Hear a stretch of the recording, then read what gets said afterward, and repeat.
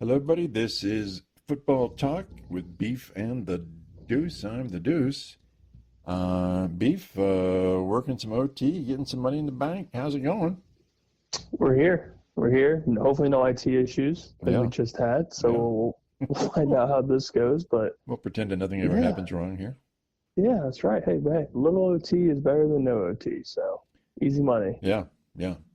So let's start a little bit Buckeye football in our point predictions from the last time. Yours was markedly the lowest. And I'm curious as to your thoughts on that. Was it just because a lot of times offenses take a lot longer to coalesce, or what? Yeah, and it's the biggest game of the weekend. Big noon. Everyone and their sister is going to be at this game. Yeah, maybe Um, of the month. yeah, shoot, maybe the season. You never know. Never know. Um, but yeah, I mean, it's a big game for both teams. Hmm.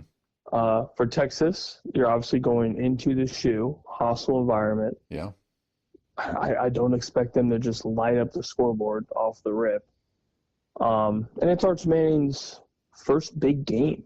right. Like, he's played in games, but this is his first legitimate Big away time. game, Yeah. big game, defending national champions. Like, that's a lot. I don't care who you are. I don't care Right. if you're a Manning. I don't care if you're Tim freaking Tebow. Like, that's hard. Hmm. And it's, again, the first game of the season, kind of the synergy amongst you and the players and your personnel. Like, it's not all there yet. Right. Right. So you're gonna have some hiccups. You're gonna have some bumps in the road. It's not gonna be perfect. It's gonna be an ugly, especially first half. Now, if they come out guns ablaze and everything's perfect, then that's luck. Hmm. It typically does not go that way. Right. And then for the Buckeye side of the football, again, first big game, you're going to have an insane amount of fans. Yeah. Oh yeah. And you're going to hear about it all week. You're hearing about it now, Oh yeah. let alone game week. Right. Um, and whoever starts under center, more than likely it sounds like it's going to be Julian Saying. That's your first start. Yep. Yeah. Like, at the end of this is your first start, and it is against Texas. Right. Like, Right. it's not Western Michigan State. It's not Right. Columbus State. It's Hmm. Texas, It's Texas. Yeah. and they're not very happy. I mean, you're the team last year that knocked them out of the CFP. Yeah. In very Um, dramatic fashion. yeah, so there's a sting. Oh yeah. So old Steve and the Longhorns are coming in with something fierce.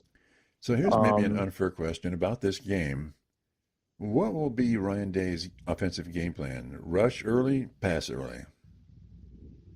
I would want – so last year it seemed as if you get the running attack going, everything else opened up just fine. Yeah, but running attack last year was not the attack this year.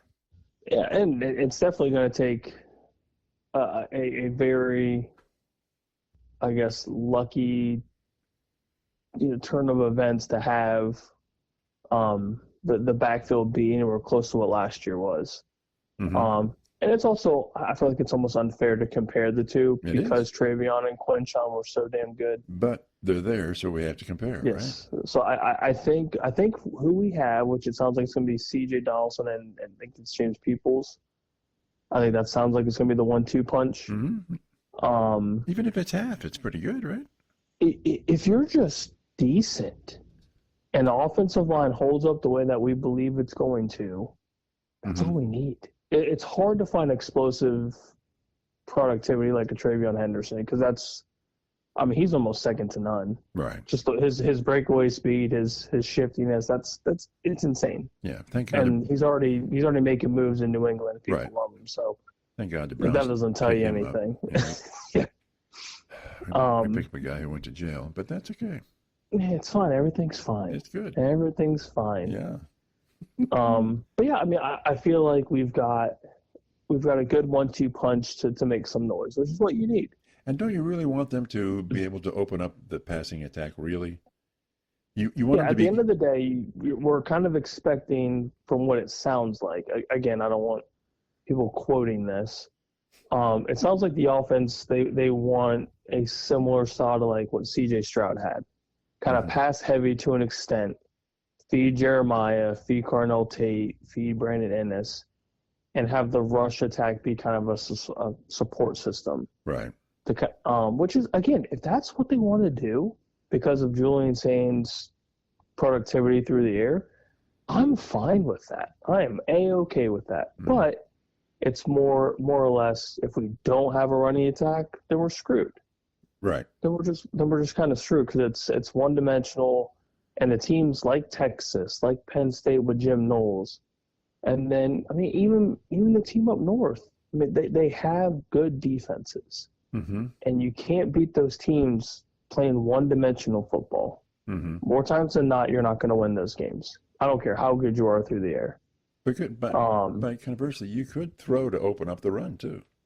You could, yeah. So either way, if it works the way that I assume it's going to, I think that we don't need 200 all-purpose yards through the running backs. Mm-hmm. Just give us something to open up the pass, or have the pass open up the run. Whatever is working that day. Yeah. Okay. So I think I'm okay with what we have. I'm not terribly upset about it. So big question on that game then. One word answer. Key to the game, Bucks offense or Bucks defense? I say defense.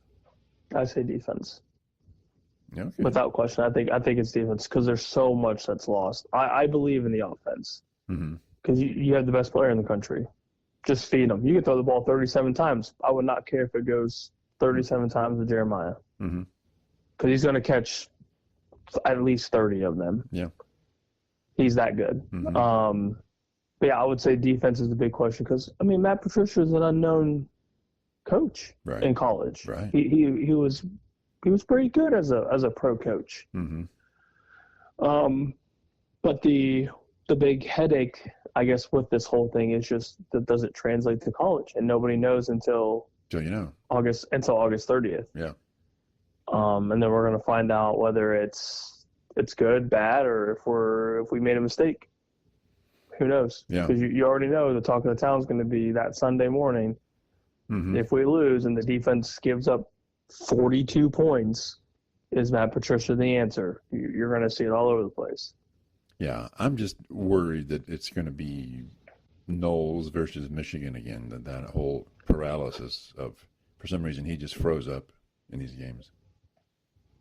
Yeah, and I'm hoping with Patricia having the experience that he's had in the pros and the big games that he has coached in, he's had multiple Super Bowl rings, multiple. Right.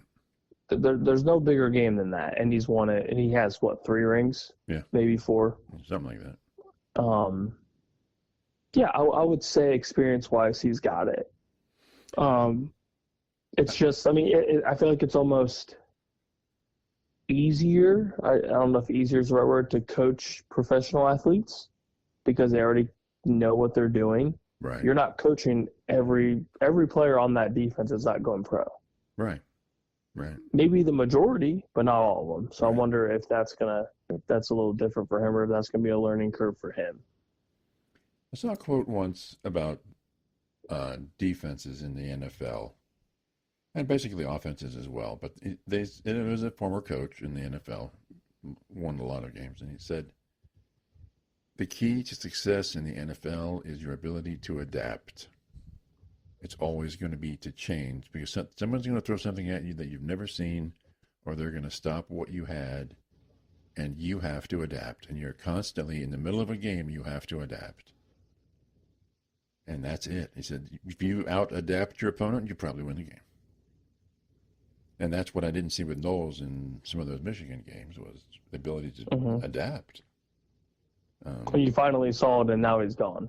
Yeah, now he's gone, yeah. Yeah. He had the best. That makes sense. Maybe the best defensive team ever, and he just decided to say the hell with it. Yeah, I want to go to Penn State with James Franklin. Yeah. This is 1-10. Yeah. It's amazing when you hear people talk about, not in Happy Valley, because I don't know what they're saying, but people, when you're talking about Penn State, it's always, but it's James Franklin. It's just James Franklin. and his inability to win the big games. Yeah, and it's a proven thing. It's not just a 1 year off Yeah, season. It's every year. It's 10, 12 years, right, or something like that. It's pathetic. Yeah. So it's almost like if Ryan Day doesn't end up beating Michigan in the next couple of years, it's a pathetic record. Mm-hmm. I don't care if you have a national championship. You have an overall winning percentage that is phenomenal, absolutely phenomenal. Mm-hmm. But your record against Michigan's pitiful. It's absolutely pitiful. Mm-hmm. Yeah. Like, I don't care. I don't care if you're Urban Meyer. I'd say the same thing. Mm-hmm. It's just it is what it is. In the big games, James Franklin sucks. Absolutely atrocious. Mm-hmm. And you can tell his coaching is a complete 180. It's bad. Absolutely bad when it comes to these big games. He crumbles and just. But you think he would know that? He has to know that, right? He has to know that that's what happens. No, he thinks he's the greatest. If you watch those interviews, he thinks he's fine. Everything's fine.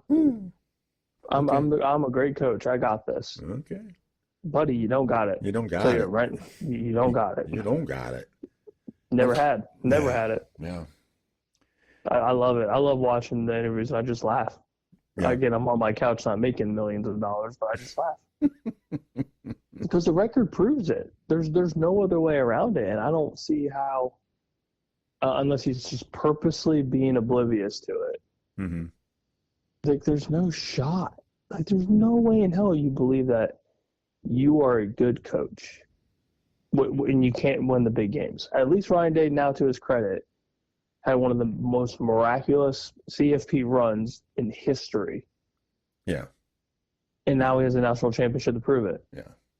Yeah. Now you can't really. Now Ryan Day has all the talk to back up any doubts. Yeah. If there were any doubts, now there are no doubts. This dude has a ring. It is fine. He is okay for at least, I would say, 3 to 5 years before people start wondering what the hell happened. And let's say he loses to Michigan this year. I still think he's fine, but the headache's going to be there again for another 364 days. Yeah. Yeah. That's the only issue with with that game is the headache. So what was your question for me? And it kind of goes into this whole thing about the OSU or the transfer portal. What was that question? I heard it this morning on our local radio station. It kind of had me thinking. So you have a lot of transfer portal guys here in the last couple of years. Mm-hmm. And the big names, as of this morning, one of them was Mr. Bowe, our new defensive end from North Carolina. Right. He lost his black stripe this morning, so he is now officially a Buckeye. Mm-hmm. So question that they brought up was, is losing the black stripe still significant? Like, is it still like one of those traditions where, as a fan, as a player, as a coach, whoever it may be, like, do you find that tradition still worthy? Like, does it still hold a lot of weight like it used to in the past? Well, I don't think it means that much to him because he knew he was going to sort of do it, right? I mean, he's that good. Mm-hmm. So it's just like Will Howard, right? Mm-hmm. Was he really not going to lose his black stripe? Yeah, and that's kind of like, at least with those players, it's almost inevitable because you're paying these guys to help your team. Right. So is there a two-tier system here, or? Yeah, I don't. I feel like it makes more sense for the guys that were recruited as Buckeyes that went from freshman year up or redshirted and whatever. Mm-hmm. I feel like it means more to them because they're in the program. They've been in it. They've earned it. Like, I feel that's significant. But then you have, it seems like guys walk on after 3 days and lose the black stripe. I mean, so it's just kind of like. So why put it on the helmet? I mean, it's a two-tier system, right? I think like you don't want to take it away because you got some of the players that are going through the trenches year in and year out trying to lose it. Yeah. And then they do, and then it's great. It's phenomenal. You're officially a Buckeye, blah blah blah. Like, it's great. But it's the transfer portal world now. Well, don't you think it all gets diminished? Even Rich Eisen was talking about how even the Michigan-Ohio State game doesn't have the emphasis, the importance that it used to have, and it's true. Ohio State lost to Michigan for 4 years in a row. They just lost to them last year, and they just won the national championship. It doesn't Yeah. matter. It used to be in a game like that, and maybe it was unique to that game. I don't know. But if you lost to the rival, that was essentially the end of your season. You weren't going to go to play for a national championship. You weren't going to go Mm-hmm. to any playoff. You would go to a bowl game, and that's fine. But that's it. It stopped your season. It's that important. Now it's just not that important. Mm-hmm. So, but I just think that's the whole. I think the black stripe thing blends in with that too. It's just none of those traditions are going to be nearly as important anymore. And is that good or is it bad? I don't know. I think it hurts college football, Mm-hmm. but I don't see anything. It's inevitable. If you're going to pay people to play, and obviously they are, and you're going to go transfer portal, and you're going to. It's a commodity now, not a commitment, Mm-hmm. right? Yeah, because I mean, back in the day, tradition was college football. College football is tradition. Right. Um, and I feel like you still have, the aspect of tradition. You still have like school session, and you still got, Script Ohio for the Buckeyes, and you've got, every university has their thing. So at least for those traditions are still around. So I mean, but like you said, when it comes to the players and those types of traditions, whether it's the black stripe or, like Dallas, like back in the day, I don't know if they still do it now, where like you never had the Dallas Star. You never had the Cowboys Star until you earned it. Right. A lot of that is just kind of like, like it doesn't really matter anymore. Like it's cool and it's great and you have stuff to talk about, but like, is it truly that important anymore? Especially with college football now and the black stripe and the NIL and the portal and this and that, because you can just up and leave. Right. Like if you want your black stripe done in that week and you don't get it, you can just be like, all right, I'm out. Right. Right. Which I don't know if Right. you could have really done that, previously. I'm sure you could, and that was not a big deal. But Well, yeah, I mean, I kind of see where you're going with it. So I think it's all. I'd be fascinated to see what's going to happen in about 5 or so years. Mm-hmm. And I mean, obviously, Michigan and Ohio State's going to be a big game, but it doesn't have the meaning anymore. It doesn't, and it may help decide who's going to play in the conference championship game, but it might not either, right? Yeah, you never know at this rate. I mean, 18 everything's teams. so. It's its own. Yeah. It's its own league anymore. I mean, 18 teams Mm-hmm. is like actually it's an NFL. Yep. Yeah, I mean, it's obviously a game that the big fans that we are like. Yeah, we look forward to the last Saturday in November. Yeah. We do every year. Yeah. But yeah, at the end of the day, what makes a season successful? Is it beating Michigan or is it winning the hardware? Right. Right. It's the hardware 100 times out of 100 for me. And didn't losing to Michigan sort of benefit Ohio State in the 100%. in the seeding of the championship? 100%. Where 100%. Oregon undefeated conference championship got screwed. Absolutely screwed and then just absolutely obliterated. Right. So just got ran through. So losing to Michigan was a good thing for Ohio State, ultimately. Yeah, Right? and I'm pretty sure we said that going into that game, as much as we didn't want to admit it. If we lost that game, it does benefit us because we were going to walk through Tennessee. There was no chance they had any shot at beating us. Yeah. And if anybody thought that there was a chance, you're lying. You're absolutely lying. Yeah. And Oregon has the bye, so they're sitting on their butts. Mm-hmm. Now, and I will never bet it. I will never bet against a rolling team. Yeah. Never. Yeah. So, absolutely not. Yeah. I mean, Ohio State built a momentum, and they just crushed teams with it. So, yeah. Mm-hmm. So, yeah. So, is it good or bad for college football in general? To lose tradition, to lose these emphasis games, like the fact that it doesn't mean as much, the fact that you can lose and be better off. That just was never the case. You would never lose Well, to Michigan and be better off. You'd be yeah, on your. and I think it just has a lot I feel like the loss to Oregon earlier in the season had a lot to do with it too. Well, If yeah. we don't have that loss, then I mean, we still probably fall to better than an 8 seed. But we would have been playing Michigan in the or playing Oregon in the conference championship game, right? Yes, I mean either way, I don't know. It's tough to see. Tough to say what exactly would happen if we won, because then the whole season for everybody could have been different. Yeah. But Yeah. I don't think it's necessarily a bad thing, just because now, I'm hoping at least, you're going to get big games earlier in the season. You're going to get teams that are scheduling home and aways like Texas and Ohio State. Mhm. And then I'm pretty sure we get Bama in a couple of years. So like those are massive games. Mm-hmm. But You know, maybe you get like a LSU that comes into the horseshoe in 5-10 years. Like that would be pretty cool. yeah. So like you get these big strength of schedule builders, whether you win or lose. I mean, it still kind of benefits you But because there's the Big Ten's already as tough as it is. but Nebraska canceled what, Tennessee? And Nebraska is just a bunch of dipshits, though. But they canceled we it. all know that. But they canceled it based on the fact that it wasn't important anymore. So why risk the loss? Why risk it? Well, then you're also risking the chance of believing that your team's going to go undefeated then. But okay, but you can make conference championship game then.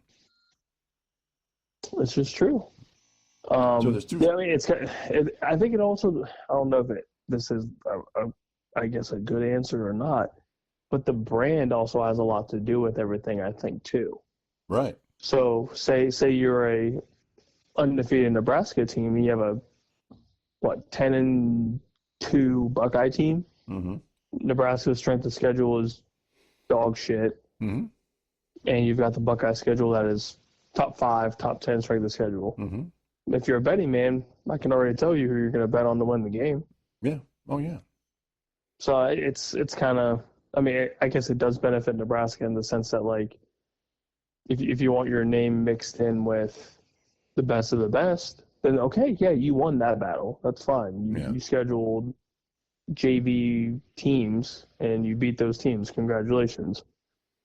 Yeah. You're going to go into the CFP and everyone's better than you. You're going to lose first round. Congratulations. But could it be though that if you're struggling like Nebraska is to get your program up, why put another loss in the column? Let's even though it's an easier schedule. I mean, think about Indiana. Indiana had a cake schedule last year, and they won a lot of games and went to the championship, went into the CFP.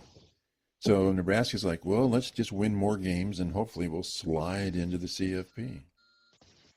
Yeah, I mean, and if it benefits them, that's great. You get your university on kind of the recruiting map, if you will, to maybe steal a couple 4 or 5 stars, and that's fine.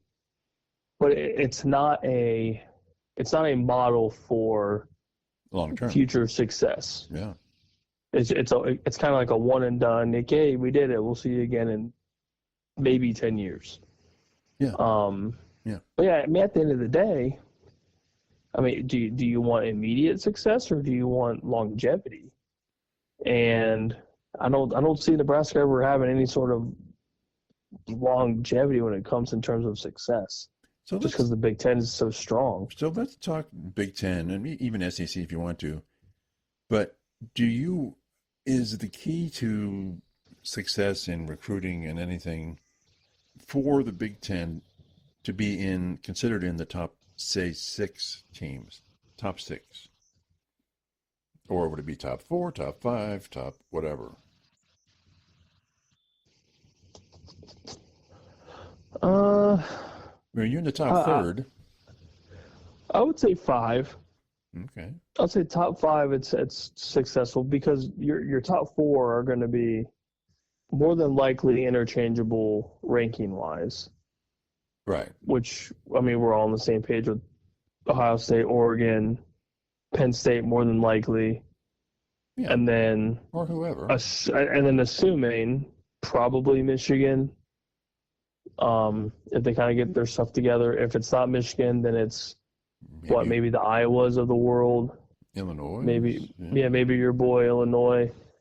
Um, But but when then, you, yeah, outside of that, six and down, because I mean, take below your six, pick. if you're below six you've lost at least 3 games, right? At least 3 games, probably Minimum, 4. yeah. So you're out. So to be even Yes. considered, you've got to be, obviously you want to be top 4, obviously. hmm But you also want to be knocking, you want to be like Illinois right now, really knocking on that door, really knocking hard. So where they can, do you think they'll get to top 4 this year, or is it going to, who's it going to be top 4 with the Big Ten? My guess is probably your Illini. Strength schedule is pretty easy. If they go undefeated, that's what they need to do. So is it Ohio State, Oregon, Penn State, Illinois? Yeah, I think so. Okay.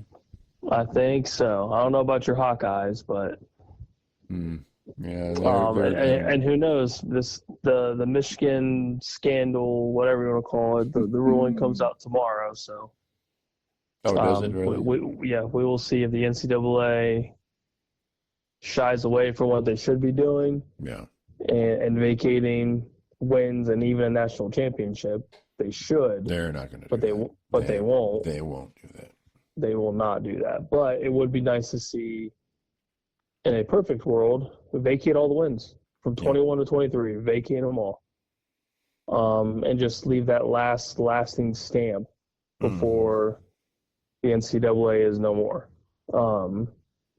So it would be kind of nice to see. Okay. Well, you're drinking that Kool-Aid there, wishful thinking. Oh, I'm sipping on it from the instructions. I'm not even adding the extra sugar. I'm just following the rules. Bypass the water. Just swallow the stuff. Yep, just the powder. All right, let's talk a little pro football here because we love it. It's coming up.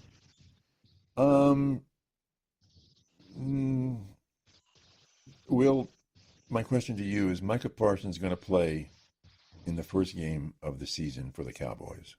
Yes or no? Yes. Because I don't think he has a choice. Because they could immediately franchise tag him, like almost immediately. They can franchise tag him for up to 3 years. So either way, if they don't get a deal done, he either plays on his rookie contract, or I thought they had to wait till the contract expired to do the maybe not. So if he doesn't want to play in his last year, then he just doesn't get paid. I'm pretty sure is how that works. Right. So if he wants paid, he'll play. Right. So you think Jerry's just waiting him out? Yeah, because he doesn't.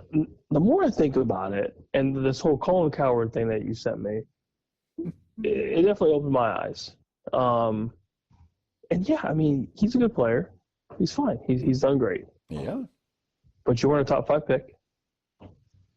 And if you, I mean, and I guess kind of, I'm trying to think of the best way to say this. Because he has played well, and he is a very dynamic force on the defense. And he deserves more money. Yeah, he does deserve money, and that time will come. The time will come where he's going to get paid. There's no way around it. But is he top dollar, dog? I don't know if he's top dollar.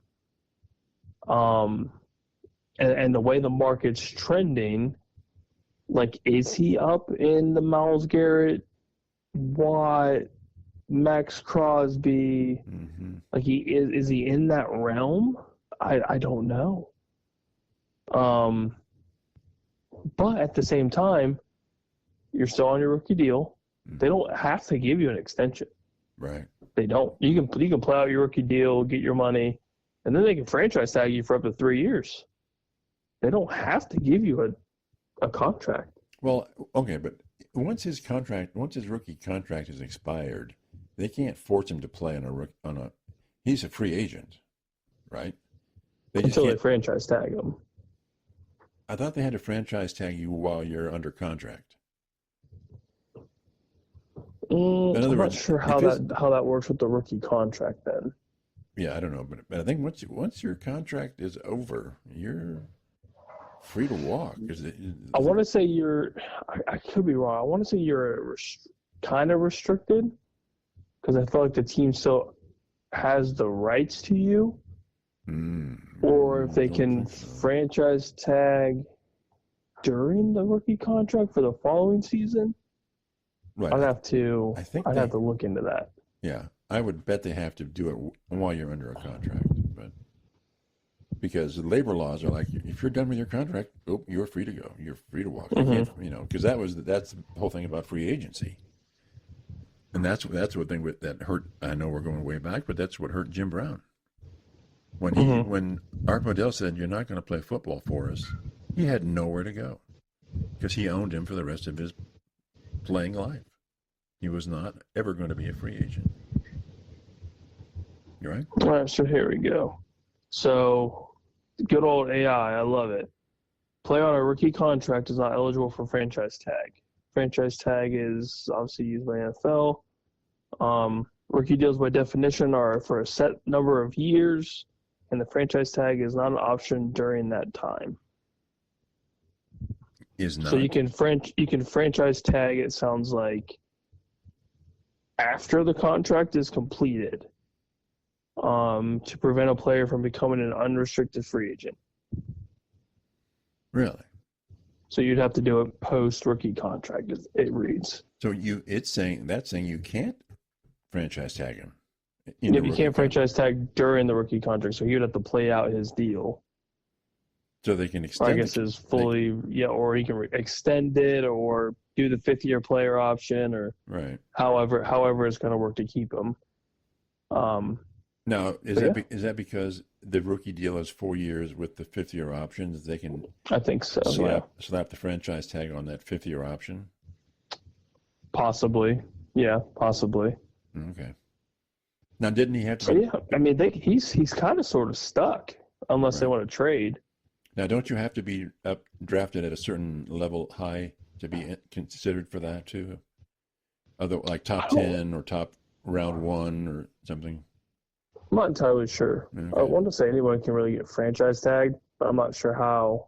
But certain rookie contracts were different based on what your draft status was. Oh yeah, for money and stuff, yeah. The money is all different from what top pick in the first round up into 32. That the guaranteed's all different. But now, hell, I don't know what's right and what's wrong because you got second round players that are getting fully guaranteed. Right. So everything's kind of up in shambles. So you're saying Parsons will play because he's under contract. Without a new contract, he will still play. I think so. Yeah, that's my gut. And you're saying Jerry will just hold out and not give him a new contract. It seems that way. Right. Unless the deal gets done in the next week or so. It sounds like Jerry's just being Jerry. Which, again, going into like what Colin Cowher was saying, like, yeah, you're a first round pick, but you weren't top 5. You weren't even top 10. Right. So like what do you expect Dallas to do?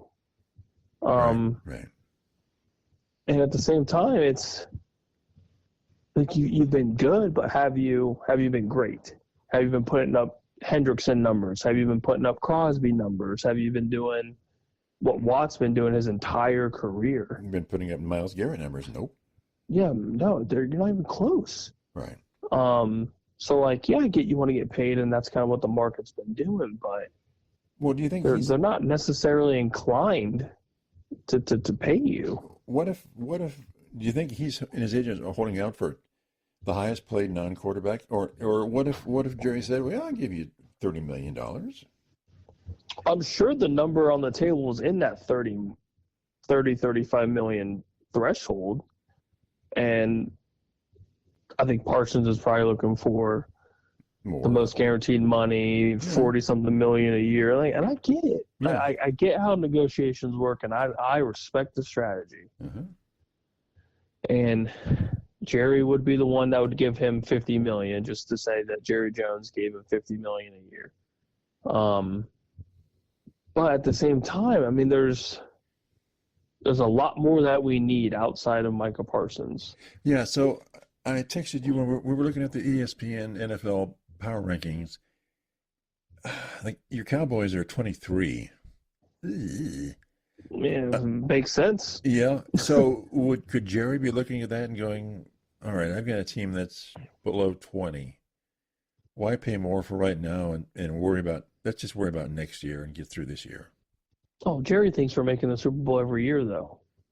We have a Super Bowl caliber team every year, every single year. Mm-hmm. It's a lie. If you can't tell my sarcasm, it's a lie. Mm-hmm. Like, we've got pieces. Like, when Dak's healthy, he's fine. When CeeDee Lamb has a healthy Dak Prescott, obviously, look at what CeeDee Lamb does. He's one of the best receivers in the NFL. Except in the playoffs. Except in the playoffs when this entire team just crumbles. So I think we need a lot more than just Michael Parsons. We need a secondary that stays healthy. We need pass rush. Yeah. We need an offensive line. We lost our entire offensive line from 5+ years ago. Zach Martin's now gone. Travis Frederick's been gone for a couple of years. Tyron Smith, I believe, is a Jet now. Right. Well, so like all of our big bodies that made that line so good, now they're gone. Well, also maybe it was the Bengals, but I think it was the Cowboys when I was looking at the reasons. One of those two teams rates the worst coach, and I think it was the Cowboys. Yeah, it's probably us. So, probably us. Really, the worst coach? I would say the most inexperienced as a head coach. Obviously, it's his first year. Yeah. Because you can't compare him to Zach Peterson. Zach Peterson's been to a Super Bowl, right, and damn near won the thing. Mm-hmm. Should have won the thing. Mm-hmm. And Zach Peterson also has arguably one of the best quarterbacks, if not the best quarterback in the NFL, depending on who you talk to. Mm-hmm. And arguably, they may have the best offense in the NFL. Mm-hmm. It's very possible. So yeah, the comparison between those two is almost unfair for Schottenheimer. But then again, this is what Jerry picked out. Jerry wanted Schottenheimer for some reason. Yeah. I have no idea why, but that was his guy. I was hoping for a Mike Vrabel, and I didn't get a Mike Vrabel. No. I don't think you'll ever get a Mike Vrabel, personally. I wish I could. It'd been amazing. I would have loved it. I think Vrabel's way too independent for Jerry. I don't think he's something to show. Well, yeah, he would have snapped Jerry's neck. Yeah. But, yeah, I mean, I don't disagree with the ranking because we haven't done anything to prove that we're better. So while we're talking about some of this, they listed the Giants because I was mentioning to you a while back that there's grumblings that the Giants could end up being number 3 in that division, and you just about blew your lunch if you didn't. Yes, that was just laughable. But it's out there. People are talking. So the Giants are ranked 31. Mm-hmm. Cowboys 23. Mm-hmm. Are you still saying it's not possible for the Giants to be number 3 in that division at the end of the year? Not yet. Not yet. I think they need a complete coaching staff just wipe out. For the Giants? For the Giants, yeah. I think they need better coaching. I think they need to figure out and establish who their quarterback's going to be. Mm-hmm. Surround that quarterback with the talent that they need. So it's not just Malik Neighbors and bleh. Right. And it's not Scatterbo, Tyrone Tracy, and bleh. Like, there's just nothing. Their offensive line's atrocious. Their defense is terrible. There's just a lot that needs done. Will the Cowboys tempt 9-8 or 10-7, or will them and the Giants be just wallowing under 500 and who gives a crap? So beginning of the season for Dallas, as we talked about in the past, beginning of the schedule is fine.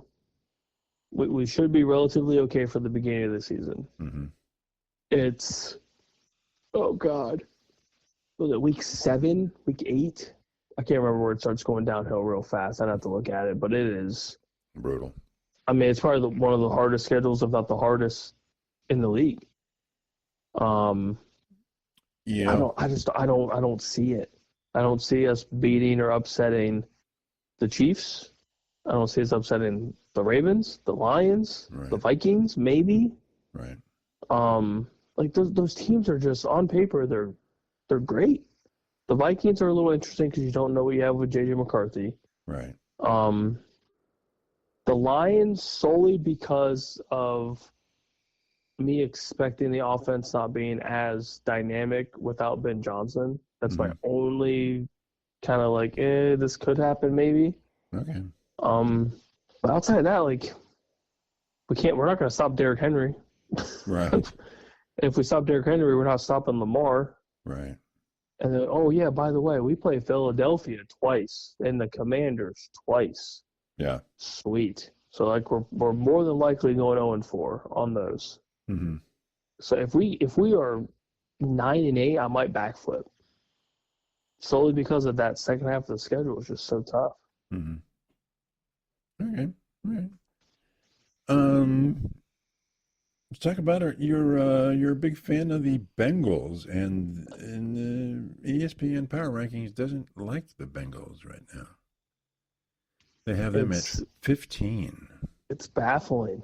It's baffling. And the teams ahead of them, some of it doesn't make sense. Yeah. But in this power ranking, if you look at their reasons, they're feasting on Joe Burrow at number 4, the 4-rated quarterback, because the rest of their team is rated really bad. And I'm like, this is like the antithesis of what you think about the Bengals. Mm-hmm. So how do you reconcile that? Or is there no reconciling this? Well. And you're thinking they can still win the division. Really? Yes, I think so. Really? So, reason being, one, offense. Offense with Chase Brown, T. Higgins, Jamar Chase. Please try to stop them. That's all I got to say. Please show me a way of stopping them. It's the defense for them. The Achilles heel for that team is going to be that damn defense. So then their defense must absolutely terribly suck.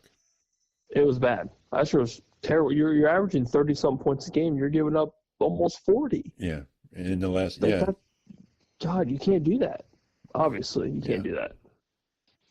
So if you could at least mitigate that to like 20-ish points a game, maybe, you're going to be fine. Because Joe Burrow is a stud. We all know that. I love me some Joe Burrow. Him and Jamar Chase might go down as one of the greatest quarterback-receiver duos in history. But they're also, the AFC North is playing the NFC North this year. Mm-hmm. You're running into a buzzsaw of quality teams for the NFC North. Oh yeah, absolutely. So are they just gonna romp and stomp through the NFC North here? I can see them beating Green Bay. Woo. I can see them beating Chicago. Woo. Okay, well, Chicago, okay. Green Bay. Depending on how JJ McCarthy does with the Vikings, I feel like that could be interesting. Because Brian Flores has a very solid defensive scheme in Minnesota. Mm-hmm. And then the Lions, I mean, you're expecting a shootout. So that could go either way. ESPN's got the Lions at 5, Packers at 6, Vikings at 11. That's so crazy to me.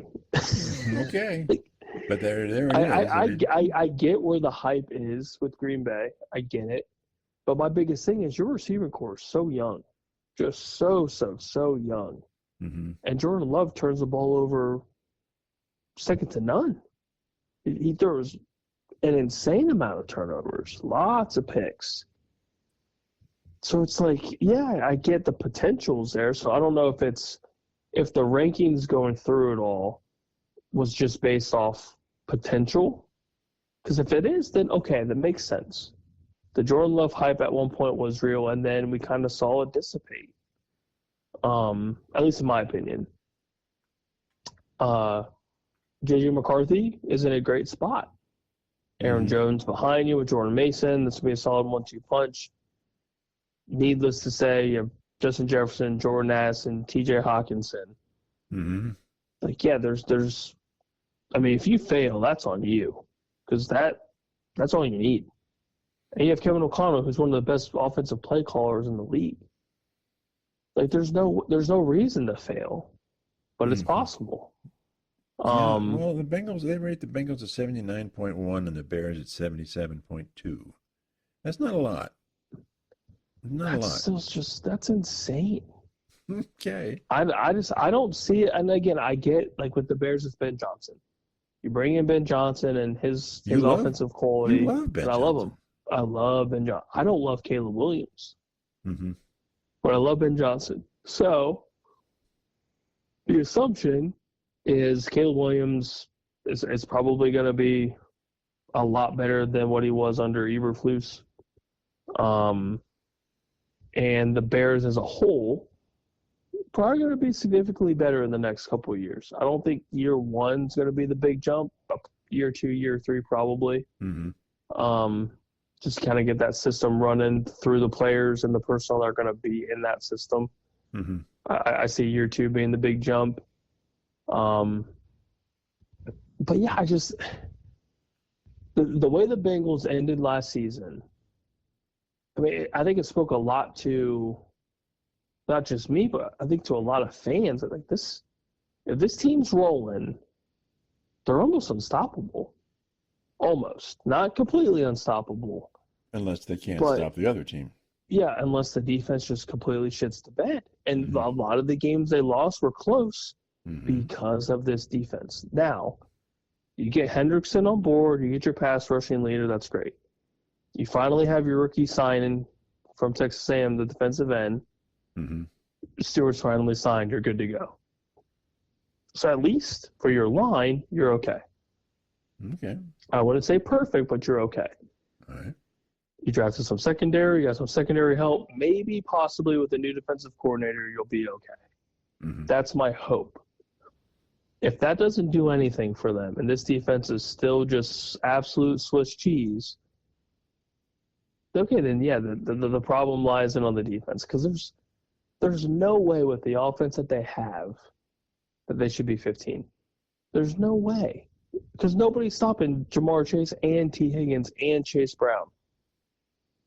Like, I don't see, and Mike Gesicki, for Christ's sake. and that's not me just being a fanboy. And Joe Burrow slinging the rock. Yeah, I mean, yeah. Like, it's I was shocked. crazy. I was kind of shocked that they had him at the number 4 quarterback, but I mean, you've got the lovers of Lamar, Josh Allen, Patrick Mahomes, you sprinkle in some Jalen Hurts. But statistically, he's like it. He's the guy. Oh, he's the dude. He's an absolute dude. So I'm like, I mean, this guy was averaging well over 300 yards, like 2 or 3 touchdowns a game. And let's talk about your other team, your Jets. They rate them as what, 30 or 28 or something, and they rate Justin Fields as a bad quarterback. They've got him as a terrible quarterback. Do you buy into? Are you buying into that? I mean, what has he done to prove that he's not?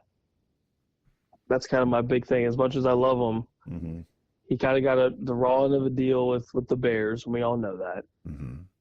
Goes to Pittsburgh, plays okay, nothing crazy. Well, he had a winning record, and they took him out. Yeah, so it's the sample size, I feel like, isn't necessarily fair to him. Because the Bears were a dumpster fire. Yeah, he had some shiny moments with Chicago, but nothing to write home about. Right.